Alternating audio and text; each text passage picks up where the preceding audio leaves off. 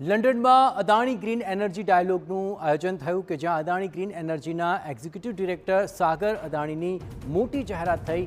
2030 સુધીમાં 50 gigawatt clean એનર્જીની ક્ષમતાનો લક્ષ્યાંક હોવાનો દાવો સાગર અદાણીએ કર્યો હતો। 2030 સુધીમાં 10 ગીગાવોટ પરમાણુ ઉર્જા ક્ષમતા વિકસાવવાનું પણ લક્ષ્ય છે। 24 કલાક સ્વચ્છ ઉર્જા માટે સ્ટોરેજ ટેકનોલોજી અનિવાર્ય હોવાનું પણ તેમણે જણાવ્યું। હાલમાં ઉર્જા સુરક્ષા, ઉર્જા સામર્થ્ય અને ઉર્જા સ્થિરતા ત્રણ મોટા પડકારો હોવાની પણ વાત તેમણે રાખી હતી।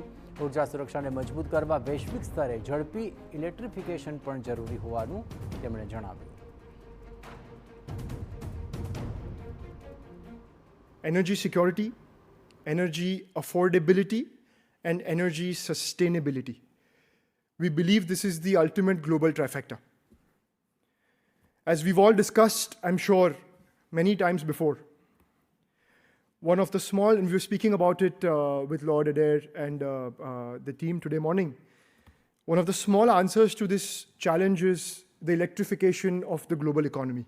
Coming to the role of the industry and specifically the Adani Group, we are India's largest private sector operator in every aspect of the electricity value chain.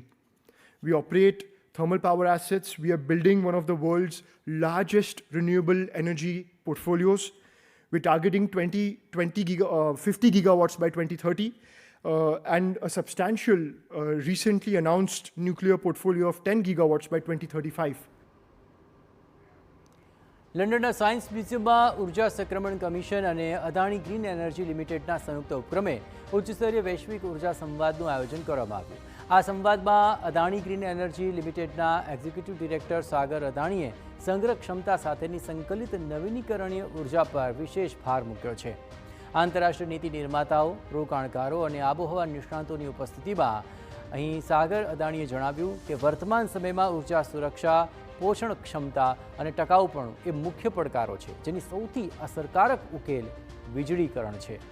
સાગર અદાણીએ ગુજરાતના ખાવડા સ્થિત વિશ્વના સૌથી મોટા નવીનીકરણીય ઉર્જા પ્લાન્ટનો ઉલ્લેખ કરતા કહ્યું કે અદાણી ગ્રીન વર્ષ 2030 સુધીમાં 50 ગીગાવોટની ક્ષમતા હાંસલ કરવા તરફ ઝડપથી આગળ વધી રહી છે, જેમાં સ્વચ્છ ઉર્જાને મોટા પાયે સ્ટોરેજ સાથે સંકલિત કરવામાં આવી રહી છે। ઉર્જા સંક્રમણ અને સંભવિત માળખાકીય સુવિધા માટે અદાણી ગ્રુપે $100 બિલિયન થી વધુનું રોકાણ કર્યું છે।